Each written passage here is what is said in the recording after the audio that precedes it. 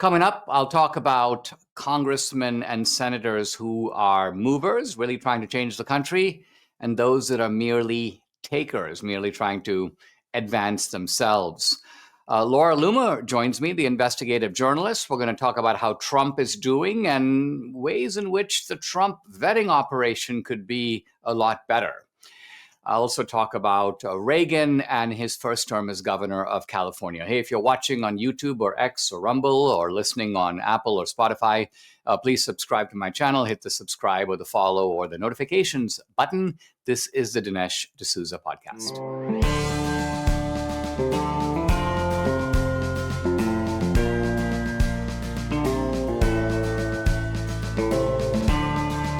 America needs this voice. The times are crazy. In a time of confusion, division, and lies, we need a brave voice of reason, understanding, and truth. This is the Dinesh D'Souza podcast. You might notice, guys, that I am in a somewhat different environment, and that is because I'm visiting Brandon and Danielle in their district north of Dallas. And that's because Danielle is about to have her baby just in a couple of days. And Brandon is in DC doing the work of Congress, and he's going to be heading back here tomorrow. But Danielle was like, hey, what if, I go into labor if something happens? So I am kind of manning the fort as a excited grandfather of now 2 grandchildren. The second one very close to making its appearance. Is it a boy or a girl? Answer, I don't know. Neither does anyone else. Well, the doctors know, but Danielle and Brandon have elected not to find out until it's here. I'd like to hit on a few topics in this opening monologue.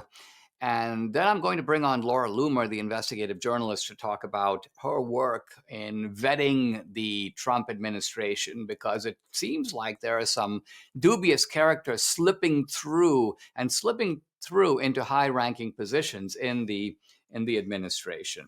Let me start with a couple of comments on foreign policy. There's some tension, serious tension between India and Pakistan. I don't think that this is going to escalate into an all-out war. At least I certainly hope not. But it's a conflict with considerable deep roots. In fact, a lot of it goes back to the British. There was, in fact, no really good reason to partition India, in my opinion, in the first place. But the guy who was the head of the Muslim group, who was, by the way, a secular guy, not even a religious Muslim, Muhammad Ali Jinnah, he convinced the British that Muslims would never be safe in Hindu India. And even though India was going to be set up as a secular and not a Hindu society, so the British acceded. They divided India into really 2 parts, Pakistan and India. Pakistan has subsequently become increasingly not only Islamic, but Islamicist, which is to say based upon a society that has a kind of religious foundation or a religious anchor.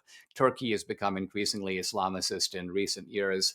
And the India-Pakistan conflict, a lot of it revolves around the northern area of Kashmir, a part of India that is largely made up of Muslims. So the Pakistanis go, these are Muslims, they're our fellow religionists, and they belong in Pakistan. The Indians go, oh no, the British, when they divided the country, geographically Kashmir belongs to India. We have other Muslims that live all over India. In fact, India is something like 18% Muslim. So out of 1 billion people, that's a giant number of Muslims, 180 million Muslims, as many as there are in other, or more than in other exclusively or largely Muslim countries. And so this is what the fight is about. By the way, it somewhat resembles what Putin is saying about the Russian-dominated areas of Ukraine. Putin is like, those are Russian people. They speak the Russian language. They have Russian culture. They want to be part of Russia, and yet they're not. They're in the territorial sovereignty of Ukraine, and that's what the fight is about.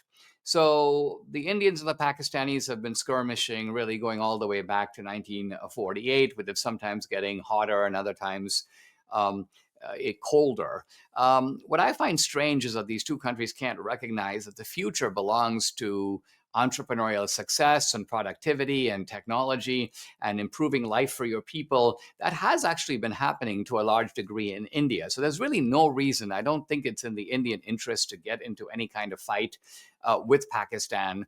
I'm hoping that the Pakistanis see it the same way. Israel is bombing Houthi targets. In fact, the Yemeni airport that the Houthis control. And this is a case where I kind of laughed when I saw this video of all these Houthis. Now, obviously, I don't follow their language, but they're incredibly animated and upset that their airplanes are on fire and their trucks are on fire and their trees are on fire. But look, this is a case where I realize it's fun to bomb some other guy, and then you laugh when they are in misery, but it's not so much fun when they turn around and bomb you. And that's really what's going on. The Houthis are getting a taste of their own medicine. Now, Trump says that the Houthis are done. They want to quit. They don't want to do this anymore. I haven't seen that coming from the Houthis themselves.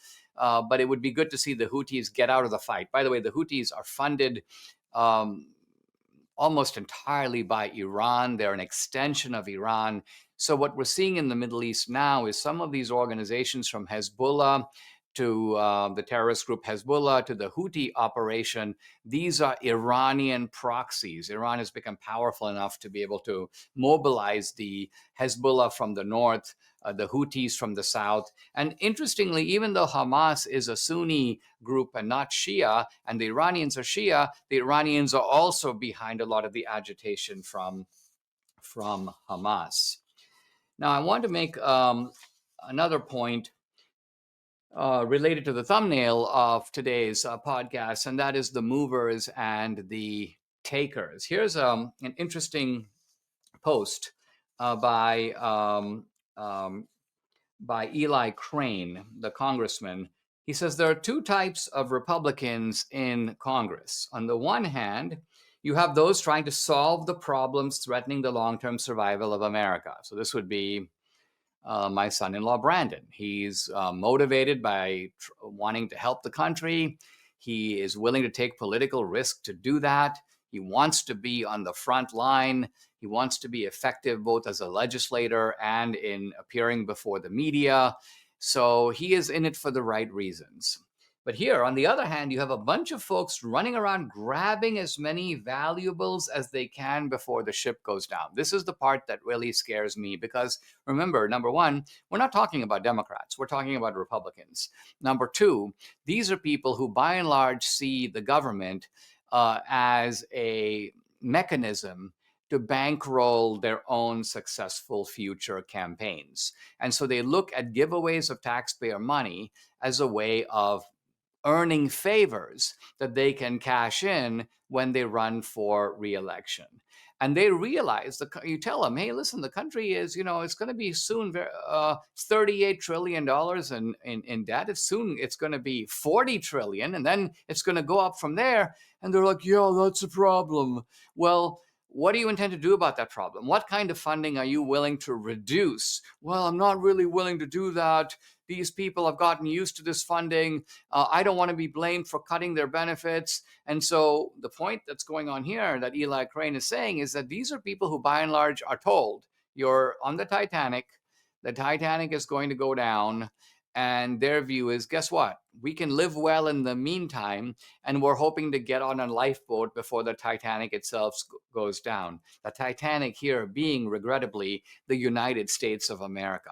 So these are people who, even though they would be most reluctant to say this, they're not patriots. They don't, in fact, love America. They love themselves and their own welfare and their own political success more than they love the country.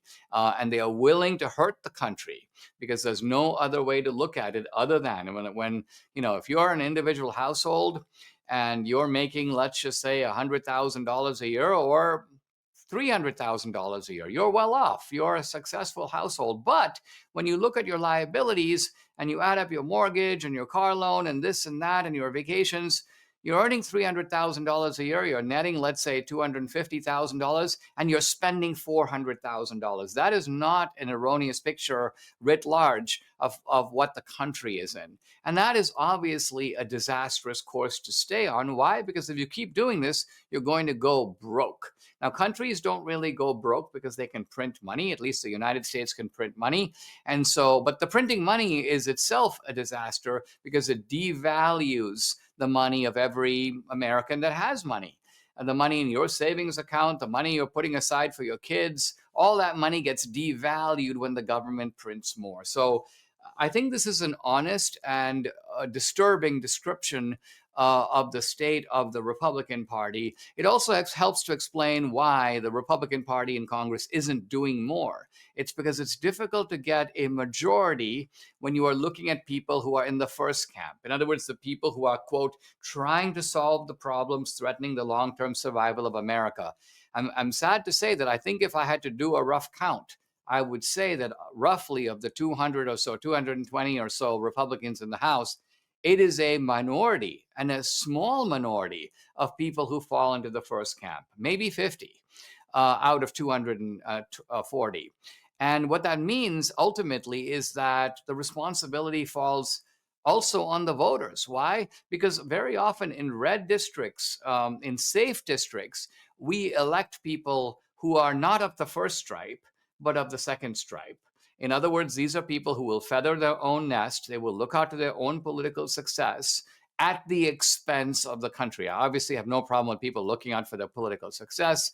Democratic societies generally attract leaders who are ambitious people. Washington was ambitious. Lincoln was ambitious, but they were ambitious within limits. When Washington was faced with the choice between his own ambition and the country, he chose the country. Hey, I'm going to step down. I'm done. I'm going to go back to my farm. I'm going to go back to, well, making whiskey, which is what George Washington did. So I think what this means is that we have a lot of problems in our elected branch, and the Make America Great Again project under Trump is going to make progress, but there is a lot, and I mean a lot, of work to do. This July, there's a global summit of BRICS nations in Rio de Janeiro, the bloc of emerging superpowers, including China, Russia, India, Iran. They're meeting with the goal of displacing the US dollar as a global currency. They're calling this the Rio Reset.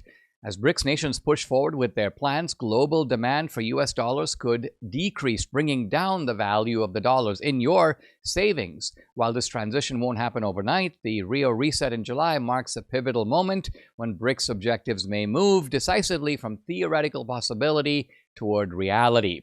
Learn if diversifying your savings into gold, like I did, is right for you. Birch Gold Group can help you move your hard-earned savings into a tax-sheltered IRA in precious metals. Claim your free information kit on gold by texting my name, Dinesh, to 989898. Birch Gold has an A-plus rating with the Better Business Bureau, tens of thousands of happy customers. Let Birch Gold arm you with a free, no-obligation information kit on owning gold before July and the Rio Reset. Text Dinesh to 989898 today. Mike Lindell and the MyPillow team want to say a big thank you for your continued support. This spring, they had a huge allotment of their famous bed sheets set aside for the big box stores, but guess what? The stores didn't come through again, so Mike is doing what he does best. He's passing the savings on to you. That's right. No middleman means you get the wholesale pricing on their top-of-the-line Giza Dream Sheets and the Percale bed sheets. And listen to this. The Giza Dream Sheets, queen size, normally $139.98, now just $69.99. The Percale Sheets, queen, normally $89.98, now $29.98. All sizes are available at a discount rate too. These are premium sheets at prices you won't find anywhere else, but they won't last long. When they're gone, so don't wait, act now. Call 800-876-0227. The number again, 800-876-0227, or go to mypillow.com, and don't forget to use the promo code. It's DINESH, Dinesh. Guys, I'm really delighted to welcome to the podcast a friend, Laura Loomer. She's an investigative journalist of a unique type. I won't say she goes where angels fear to tread, but she goes where other people fear to tread.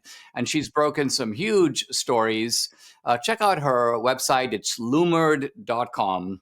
And Laura, thank you for joining me. I really appreciate it. I'm trying to remember when we first crossed paths. Now, I vividly remember, and this is so typical of your fearless style, when you chained yourself to the front door of Twitter in New York. I couldn't go, but I sent Danielle, my daughter, and she was just amazed at how you withstood all the negativity and the censorship that was weighing down on all of us at the time. Was that the first time we crossed paths?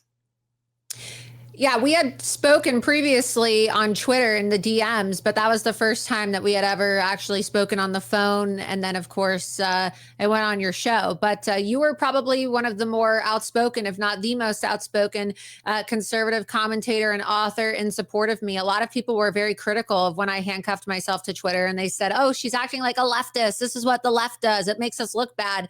But I think quickly over time, Republicans started to realize that if you want to defeat the radical left, you have to play by their own rules. You know, you have to take those Alinsky tactics and use them against your enemy. And so it was quite effective. It was very effective in raising awareness about the censorship of conservatives, which in 2018, when I handcuffed myself, was still being called a right-wing conspiracy theory, even by some Republicans who had not yet been subjected to the censorship regime, which we now know is a coordinated effort between law enforcement agencies, the federal government, and all the big tech social media giants. And so I will always be grateful to you and your daughter, Danielle, for supporting me in that, because it was one of the first cases of mass deplatforming. I'd like to say that myself and Alex Jones are really the canaries in the coal mine for what so many other people are now just starting to experience. Yeah, you were, I think, at one point quite clearly the most banned and deplatformed person in America. Probably Alex Jones a close second, but I think you edged him out by certainly a little bit. And I fast forward now to just maybe a couple of weeks ago when I see a sulking host on, it might have been CNN or MSNBC. She's talking about Laura Loomer's in the White House. This far right influencer has a lot of influence over Trump, and she's now become, in a sense, part of the vetting process. And I'm thinking, wow, Laura, you've really come full circle from being the most excluded and banned individual in the country. And now they're worried about the amount of influence you have on the government. Yeah. And, look, it just shows that persistence will beat the resistance, as I like to say. And a lot of people give up. A lot of people did give up when they were deplatformed and censored. But I knew that the light would be at the end of the tunnel, and I kept on pushing forward. And it hasn't been easy. This started in 2017 when I started to become subjected to a lot of censorship and deplatforming. And that is correct. I think I still am the most censored woman in this country, if not the most censored person, because aside from X, thanks to Elon Musk giving me back my account when he purchased Twitter and turned it into X, I'm still banned on all the other sites that banned me before, including all the payment processors and apps. So I like to think of how much more successful or how much more influence, as they say, I would have if I had access to all these other sites that I'm still banned from. So it's just a reminder that, you should never give up, as President Trump says, never, ever, ever give up.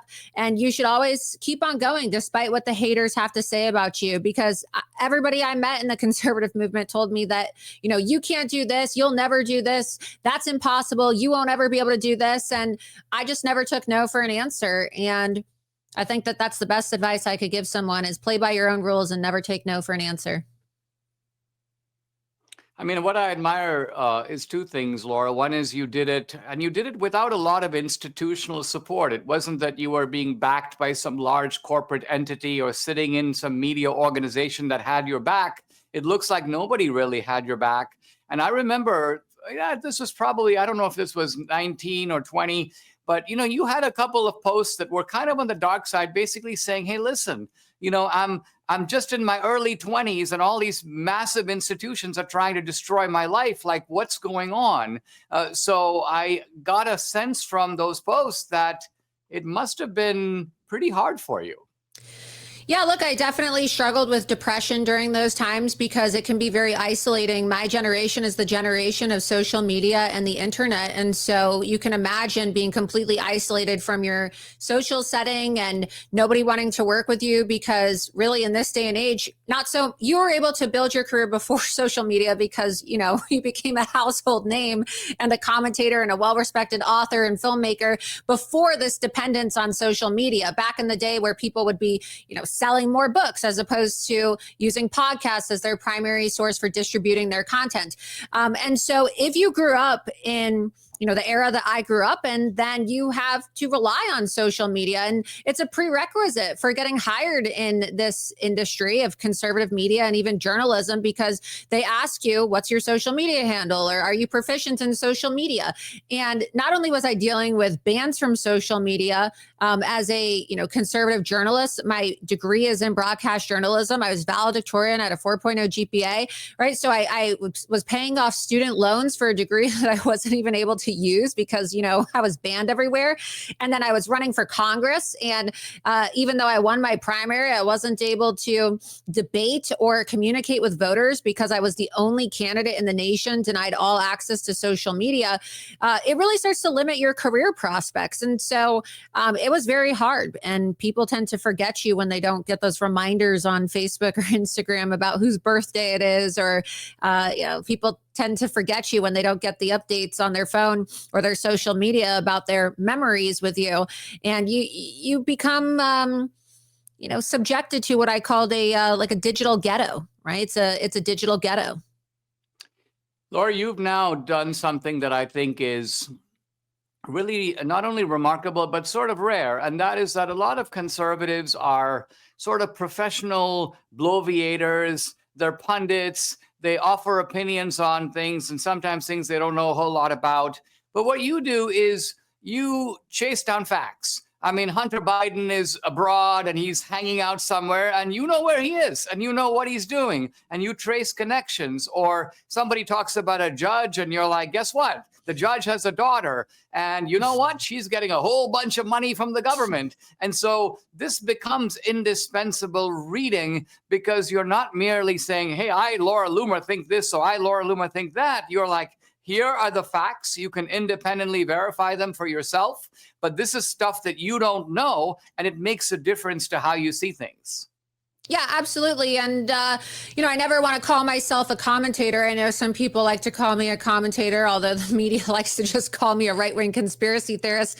That seems to be their favorite term for me. But I want to produce news. I want to drive the news. I want to be the news. And so while other conservatives simply just comment on the news, I want to create news cycles instead of just commenting on news cycles. And that's what I do. I create news cycles with the investigation that I conduct or the opposition research that I uncover and produce and distribute. And I'm not just tweeting out, selfies and pithy little one-liners and jokes and memes on Twitter like so many other people do. I produce very long-form content and I don't paywall this content either. And I believe that the American people deserve to have this content and the flow of information now that we have access to X. And for the most part, it seems to be fairly unrestricted, although I was subjected to censorship in December after getting in a little spat with Elon Musk. But for the most part, it's a lot better than what it was like under Twitter 1.0. And I mean, look, you've been banned from Chase Bank before. I know what it's like to be debanked by Chase Bank. I'm not just talking about, oh, they shadow banned my post and, oh, I'm getting less likes today than I did tomorrow. I'm talking about total digital extermination, total financial extermination. And so as somebody who knows what it's like to have no access to distribution for information, I'm not taking advantage of it, or I'm not going to take it for granted at all. Every single day I wake up, I'm taking advantage of the access that I have on social media to inform people and to really try to save our country and also get information to the president of the United States because needs to be done. And there are unfortunately still gatekeepers in the administration. There's gatekeepers in the GOP. And I think it's very important that you, provide documentation, provide receipts, provide citations, provide sources for the investigations, because at the end of the day, it's going to be your receipts versus the gatekeepers.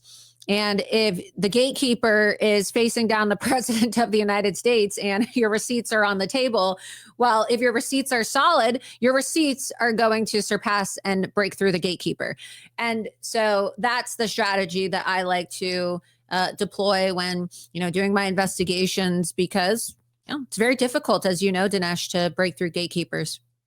Yeah, and this is one of your big beats these days. Not your only one, but nevertheless, maybe your main one. And that is the whole vetting process of the Trump administration to make sure that Trump is getting people who are loyal to him, but more importantly, loyal to his agenda, and not kind of playing a double game. I mean, I've seen throughout my political career, even going back to Reagan, just the problem of the backstabber who pretends to be your friend, and nevertheless weasels their way into high positions in the administration. Let's begin by talking a little bit about this Mike Waltz Signalgate controversy, because what I thought was really interesting was it was quite obvious that perhaps accidentally or perhaps not, nevertheless, Mike Waltz and his team with Alex Wong somehow lets Jeff Goldberg into the chat. And then right after that, the whole media with one voice is screaming for Pete Hegseth to resign. So I was like, something seems to be a little off here, and I'm sure it was. How did you approach that story? Well, look, I ultimately reviewed the screenshots that were released to the public, and it clearly says that the chat was set up on Michael Waltz's watch, and Alex Wong was one of the first names entered into the chat. And he clearly says that he's putting Alex Wong, who is now the former deputy NSC advisor, in charge of communicating with all of these agency heads and, the envoys and the national security officials who were on the Signal chat. I think a lot of people were a bit shocked to see that the government was utilizing Signal for these group chats and their conversations. But, I guess we all learned that Signal is approved communication, or an approved means of communication for information amongst these different agency heads, as the Trump administration has, said multiple times. But I started investigating Alex Wong because I wanted to know, the affiliations and the background and maybe the motivational forces behind the individuals who set up this chat and accidentally, as they said, added this Jeff Goldberg from The Atlantic. I mean, I don't know if you've ever used Signal, Dinesh, but I use it occasionally. Personally, I don't really like the user face of it. I prefer Telegram, but Signal itself has multiple steps of verification when you add somebody to a chat. It takes like 5 steps. It's not as simple as simply creating an iMessage group chat and then maybe you accidentally add someone that has a similar name or similar initial as Michael Waltz was suggesting had happened.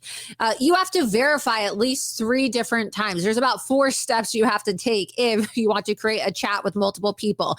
Not only that, every single person that accepts the chat has to approve the safety number of the people that are participating in the chat.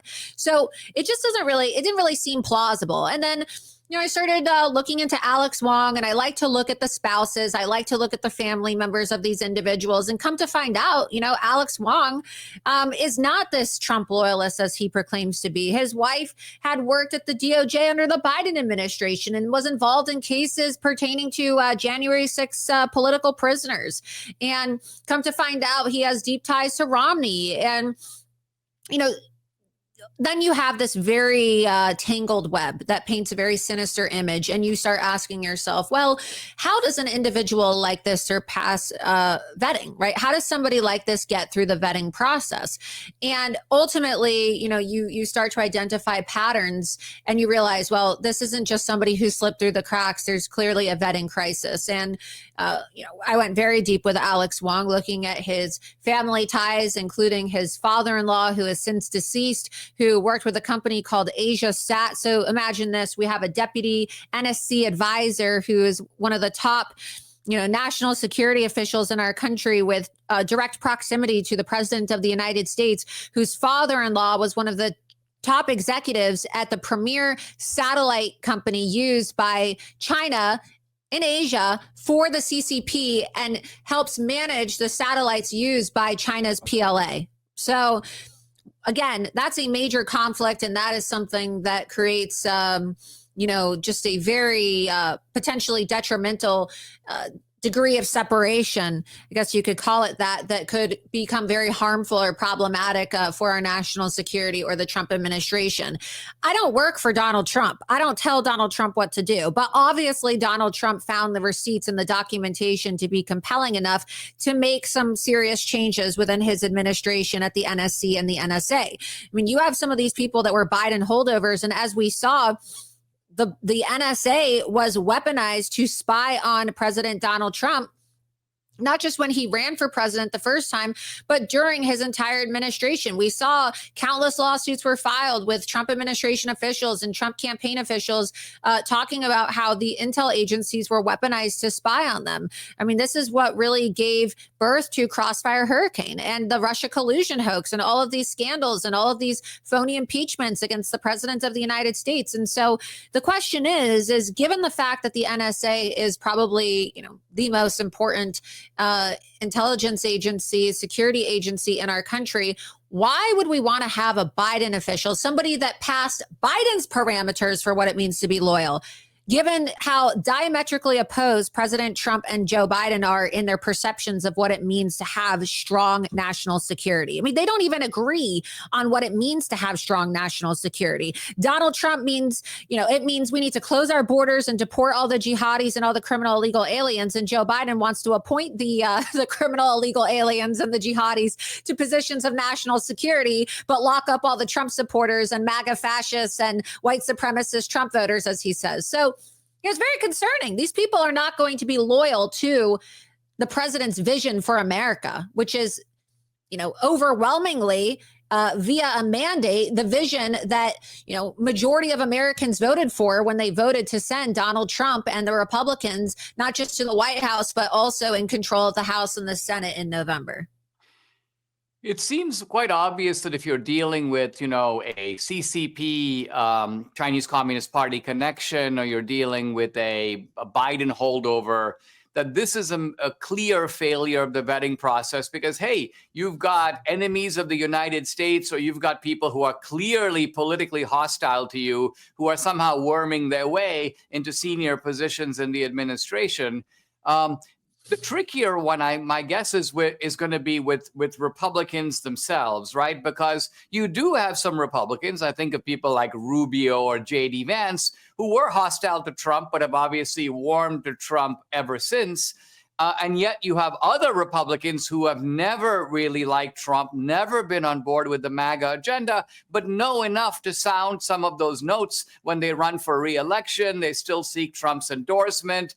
How do you figure those people out? Is it simply a matter of doing like deep digging into these characters to figure out where their loyalties currently lie? Well, that's a good question. And look, in the case of Marco Rubio and J.D. Vance, I'd like to think that they made amends, right? I mean, obviously, we can't overlook the fact that J.D. Vance once said that Trump was essentially like Hitler. But he has actually addressed this, and it's been well documented that he went to the president when he was running for Senate and he apologized, asked for his forgiveness, and asked for his endorsement. A lot of the people that are problematic, that are slipping through the cracks in the horrendous, and I would even say non-existent vetting process that exists in the White House, are people who are hoping that their statements never go detected, or people who are lying about their loyalties, saying that they've always been with Trump. But, if you do a keyword search on January 6th and their name on X, you see a million tweets from them saying that, yeah, he's a dictator. He's got to go. He's just destroyed democracy, blah, blah, blah. If people are willing to make amends and they're willing to be honest about their new realizations and they're willing to come clean, I think it's a different conversation. But when you have people, for example, like Ivan Kanapathy, who, was made the director for Asia at NSC under Michael Waltz, who just 2 months prior to his appointment was working with, Obama's CIA officials, Mike Morrell and Leon Panetta, where he had an executive level position. at Beacon Global Strategies, where he could have either removed these people as advisors or as counsel. And he chose to instead retain their counsel while knowing that those two individuals were two of the 51 spies who lied, who helped create the letter that we now know was coordinated by our intel agencies to try to help Joe Biden steal the election in 2020 by falsely labeling Hunter Biden's laptop as Russian disinformation, even though his own laptop was inserted as evidence in his own trial in Delaware. So again, those are the types of massive vetting failures I'm talking about. I mean, there are people who work in the admin. Even Michael Waltz himself is on video saying that Donald Trump has been disrespectful to service members and, promoted the lie that Donald Trump called veterans suckers and losers. He's on video saying this in 2016 for an anti-Trump veterans PAC. But I've never heard him apologize for that. I've never heard him come clean about that. I don't even think the president of the United States had ever seen that video. But you have a lot of people that are just unwilling to make amends and be honest. And it doesn't really make sense to me because, shockingly, Donald Trump is a pretty gracious and generous person. They like to make him out to be some ruthless killer. But I mean, look, I wasn't sitting front row at the inauguration. It was Mark Zuckerberg who tried to steal the election. And it was Jeff Bezos, who owns Amazon, and Washington Post, who helped manufacture the Russia collusion hoax that made President Trump's life a living hell the last 9 years, right? So, I mean, obviously, Donald Trump is more gracious than people give him credit for. He could have just fired Michael Waltz, but he exiled him to Siberia, right? Still a position. He exiled him to the United Nations where he's ambassador. But that's pretty gracious, in my opinion. I would have just fired these people. Yeah, it's actually a very good observation about Trump, Laura, and that is that people think of Trump as this mean-spirited guy, but I find that Trump time and time again extends the olive branch. I mean, look at his latest executive order, which is a kind of effort to protect Hollywood. Now, again, you and I, if we were sitting in a room, we'd be like, let's help Hollywood sink into the ocean. We never want to hear from those people again. The last thing we want to do is help their business to grow abroad. But I think the way Trump looks at it is Hollywood is an American industry. It's done well abroad in the past. Let me see if I can. So this is the exact opposite of what people portray about Trump. How is your assessment about Trump, if we can close on this? How is it? Has it changed over the years? What is your take on the man in this sort of new second round of his administration?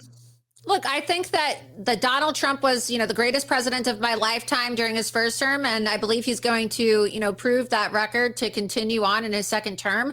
But the facts still remain the same. And that Donald Trump's greatest flaw is his judgment when he exercises judgment when hiring personnel. This was what undid his first administration and led to so much of the chaos and so many of the controversies and manufactured outrage and manufactured scandals in the Trump administration. There's such a lack of judgment for a guy who, and I say this as somebody who loves and adores President Trump. I mean, he's a hero to me. He really is. But it's strange that somebody who has accomplished so much, who's a billionaire, real estate developer, entrepreneur, former hit television host, successful show with The Apprentice. He has all these brands, all these golf clubs and buildings all around the world. He's president of the United States. Okay. He has successful children. I mean, it's hard to be a billionaire and not have degenerates as children, but Donald Trump has children who are all, doing very well in their own accord.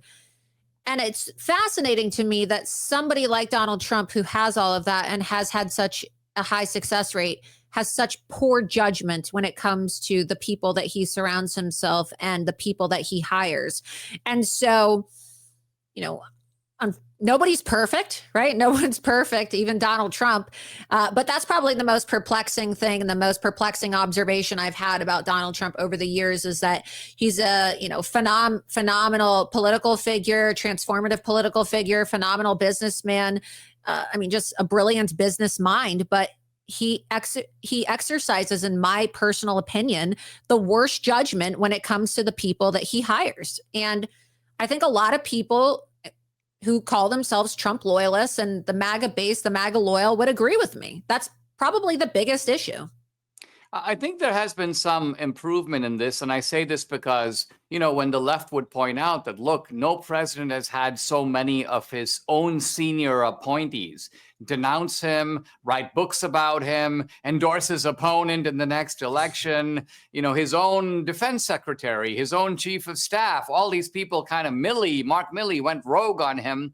And so that, I think, was absolutely true in the first term. Now, you've pointed out to a lot of problems even in the second term, but isn't it fair to say that I think his cabinet this time around, much more loyal, much more on board? I don't think we're going to see the same experience as we did last time. The cabinet this time is better. However, the cabinet still has to delegate, and all it takes is one bad apple within that delegation inside these agencies to torpedo an entire cabinet. And that's what I'm concerned about. For the most part, I would say that the cabinet is much better, more loyal, although I still have some questions about some of the individuals and their judgment in the Trump administration and the cabinet and some senior roles in the West Wing. But I will say that it is much better. It seems to be a lot more structured. We have seen a lot less turnover. And I know that is to Susie Wiles' credit, because she is, very, very big on controlling chaos. And I know that she made it a point to make sure that there weren't mass firings in the first 100 days, which is something that, we saw a lot of in the first administration, a lot of firings, a lot of just rapid fire positions and transitions going on. But I think that Susie's done a good job as chief of staff, like really managing the chaos and keeping people on track. But as I've exposed, there are still some very glaring vetting issues that pose a massive national security risk and a massive threat to President Donald Trump and the inner workings of the White House. And so I'm hopeful that this can be resolved and that the vetting can be improved, because all it takes is one bad apple to create a scandal or to create some kind of distraction that derails all of the progress and all of the wins of the Trump administration. Good stuff, Laura, and keep it up. You're doing great work, and I can see why the president likes to draw you aside and say, what have you found? Show me your receipts, because you're the one who produces those receipts. Guys, I've been talking to Laura Loomer, investigative journalist. Check out her website, loomer.com. Laura, thank you very much for joining me. Thanks for having me. I really appreciate it. There's been a national focus on eating only the healthiest of foods, and that's great news for these guys. I'm talking about Balance of Nature, fruits and veggies in a capsule. Their method of producing a vibrant nutritional supplement is second to none. While so many others use chemicals and additives, Balance of Nature is made solely from whole food ingredients. While other methods sacrifice nutritional quality for the sake of profits and volume, Balance of Nature's advanced vacuum cold process involves freeze-drying the fruits and veggies into a fine powder, helping to retain as much nutritional value as possible compared to other inferior methods which cut corners at your expense. Balance of Nature packs a nutritional punch, and that's the whole reason for taking Balance of Nature, getting the most nutrition for the sake of your health. Use my discount code America. You get 35% off plus free shipping and a money-back guarantee. Call 800-246-8751. That's 800-246-8751. Or go to balanceofnature.com. When you use discount code America, you get 35% off plus free shipping. Guys, I'm going to continue my discussion of Ronald Reagan, how an ordinary man became an extraordinary leader. I want to talk today about Reagan's tenure as governor of California. 2 terms. He was elected in 1966, re-elected in 1970. So to get a trajectory of Reagan, he serves through the late 60s. He serves through the early 70s. He is then kind of done in 1974, and then in 76, he will run for the Republican nomination against Gerald Ford, narrowly losing, and then he will run again and get the nomination and win the presidency in 1980. Now, Reagan comes in as the newly elected governor of California, and he's surprisingly candid about what he doesn't know. In fact, when he was asked about his first priority as governor, he says, I don't know. I've never played a governor. He's being humorous, of course, but he's also being honest. He's saying, in effect, I've come into politics from the outside. I don't actually know how all of this works. And this is, by the way, it reminds me a little bit of Trump 1.0, right? When Trump came in the first time, I think Trump was fairly confident that he could figure it out, and he was confident that he could run the government like a business, and he did figure it out, and he had a successful first term. But there was also a tremendous amount of chaos right at the beginning. And I think it's fair to say it's because Trump had never, quote, played a president. Trump had never been president. And so some of the stuff that he was encountering for the first time was utterly unfamiliar to him. I think Trump was also discovering that the world of politics is not the same. The world of government is not the same as the world of business. Now, Reagan comes in as governor of California and he adopts his easygoing schedule, which is to say, he works from 9 to 5. He doesn't believe in this whole 80 or 90-hour work week. In fact, he often tells people working for the government, hey, it's 5 o'clock, go home to your family. And they'd be like, well, I just have to finish. And he'd be like, well, okay, finish. But sometimes he'd say, well, it's not that important. Do it tomorrow morning. And so Reagan's idea was to get things done, but not to take the work too seriously. And he didn't believe that to accomplish important things, you needed to put in an insane or ungodly, as we say, amount of time. He also was not familiar with all the intricate details of government. And I want to tell a little anecdote to illustrate the point. This would later become very clear when he became president. Reagan picks a guy to head the campaign in San Bernardino. This is for his gubernatorial campaign. And he gets a call from Richard Nixon, who was the chairman of Reagan's campaign, statewide campaign. And Nixon says, hey, listen, how could you have picked that guy? He's horrible. He's not the right guy for the job. And then Nixon goes into a kind of biographical rundown of why this man should not have been picked by Reagan. And Reagan turns over to his aide, Michael Deaver, and he goes, who's he talking about? This is, to me, highly amusing because here you got Nixon, who's sufficiently Machiavellian, detail-oriented, labor-oriented. He's obsessed. He's like, it's really important that I do well in San Bernardino. We need to have the right guy running it. After all, it's a mid-sized California county. But Reagan's view was, it's a mid-sized California county. It's not going to make all that much difference. Reagan didn't even know who the guy was. And as I say, that becomes later a kind of hallmark of Reagan, where little details go by him, and he's not embarrassed by that fact. Both as governor and then later as president, Reagan liked to have all issues summarized in very short and precise brevity. And by that, I mean he wanted to have essentially a one-page memorandum, and the memorandum needed to be a kind of summary of a 4-page document. So not a 20-page document, not a lot of attachments. You can have attachments, but they need to be basically brief. And here's what you need. You need to state the problem, detail the relevant facts, list the items for discussion, and recommending a course of action. You always needed that. This is actually a phrase attributed to Lyndon Johnson, and therefore what? Meaning, what is it that you are asking me to do? But before that, you need to lay out, these are the facts, these are the options, these are my choices, and here's the one I think that you should make. And while you could attach documentation, as I say, there's no guarantee that the governor would read it. So reporters thought this is like a terrible way to run a state, and later they would say a terrible way to run a country. But Reagan's view is, hey, listen, I've got a very good memory. I've got a very good grasp of the situation.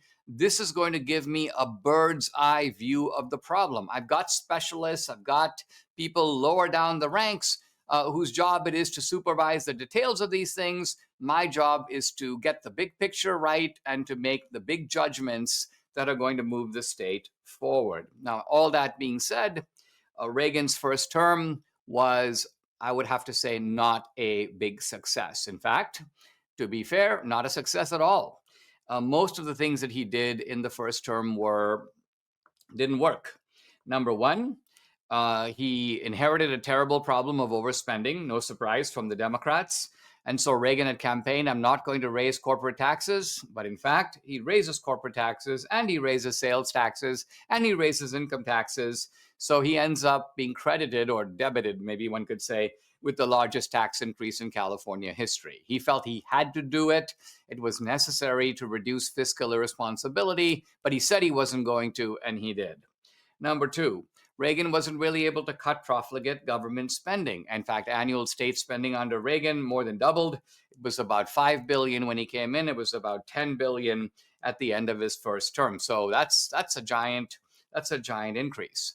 Reagan signed the most liberal abortion law in the country. Again, in Reagan's defense, this was not a Roe v. Wade. It was not a abortion on demand. It was essentially abortion will only be allowed where the life or health of the mother is jeopardized. Seems actually like a fairly reasonable type of law, particularly in California. But the opponents of the law, including the Catholic Cardinal of California, of Los Angeles, had told Reagan that, listen, they will use this health of the mother exception to get abortions in any circumstances. Oh, my health is jeopardized. Oh, I'm feeling bad. So, in other words, that the law was written in a sneaky way to allow a lot more abortions than when there is a genuine health crisis or a genuine health emergency. But Reagan signed the law. It became the most liberal. It became one of the most liberal abortion laws in the country in practice. To read it, it didn't sound that way, but in practice it did. Number of abortions in California skyrocketed, really from a small number, under 1,000 in 1967, to an average of 100,000 between 1968 and 1974. Reagan was unhappy about it. He regretted signing the law. He said he had been hoodwinked. But this is my point. You come in, you're a newcomer, you don't read the fine print, you think you're signing a law that's reasonable, but it's not reasonable. Essentially, the left was able to outsmart Reagan on this law and get their wish with regard to abortion. And yet, despite all this, Reagan was reelected in 1970. He was reelected because, and remember, this is a state where even then, Democrats outnumbered Republicans basically by 3-2. That number is, by the way, much more lopsided now, largely as a result of both legal and illegal immigration to the state. But at the time, it was still a Democratic advantage. Reagan had to win Democratic votes in order to win. And he won re-election, I think, largely because people saw, A, he was a really nice guy. B, he had the right set of priorities and values. C, he was fully capable of learning on the job. His second term would be far more successful than the first. And he was willing also to try new things. And by try new things, I mean he was willing to do stuff that was unheard of in California politics. Early in his second term, he was told that the California economy was doing really well. This is, by the way, before the slowdown of the 1970s, OPEC, the problems that developed later.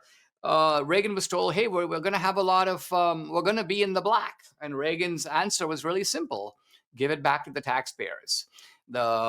Reagan's own aides, in fact, his finance director, Caspar Weinberger, said, give it back. That's never been done before. Governments don't give money back. When they get more money, they just have more money to spend.